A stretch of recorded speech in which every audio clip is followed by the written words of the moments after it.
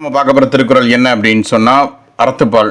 அதே தான் இல்லறவியல். அது என்ன இயல்லாம் இல்லறவியல். அதில் ஒழுக்கமுடைமை அதிகாரத்தில் 6வது திருக்குறள். ஓகே, ஒழுக்கத்தின் ஒழுகார் உறவோர் இழுக்கத்தின் ஏதம் படுபாக்கறிந்து. இதுதான் அந்த குறள். இதோட அர்த்தம் என்ன அப்படின்னு சொன்னால், இழுக்கத்தின் ஏதம் படுபாக்கறிந்து. ஏதம்னா துன்பம், எல்லாம் குற்றம். ஓகே, இழுக்கம் அப்படின்னா ஒழுக்கம் தவறுதல் அப்படின்னு சொல்லுவோம். ஸோ ஒழுக்கம் தவறுதலால் ஏற்படும் இன்னல்கள், துன்பம் மற்றும் குற்றங்களை அறிந்த ஒழுக்கத்தின் ஒழுகார் உறவோர் சான்றோர், ஒழுக்கம் தெரிஞ்ச சான்றோர் அதை விட்டு தவற மாட்டார் அப்படிங்கிறது தான். ஓகேவா?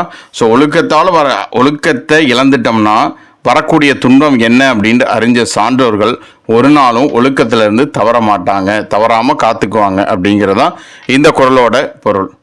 ஒழுகார் அப்படின்னா மனவலிமை உடைய சான்றோர், ஏதம் அப்படின்னா குற்றம், எல்லாம் துன்பம் அப்படிங்கிறது. ஓகேவா? ஸோ வழக்கம் போல தான் 2 அடியில் மேலே இந்த 4 வார்த்தை, கீழே இந்த 3 வார்த்தைங்கிறத தெளிவாக பார்த்துக்கோங்க.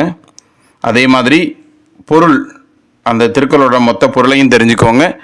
தென் ஏதாவது புது வேர்ட்ஸ் இருந்தால் இந்த பர்டிகுலர் திருக்குறளில் இந்த வார்த்தைக்கு அர்த்தம் என்ன அப்படிங்கிறதையும் தெரிஞ்சுக்கோங்க. ஸோ இந்த 3 டைப்பில் ரீசெண்டாக இருக்கிற எக்ஸாம்ஸில் கொஸ்டின் கேட்டுக்கிட்டு இருக்கிறாங்க.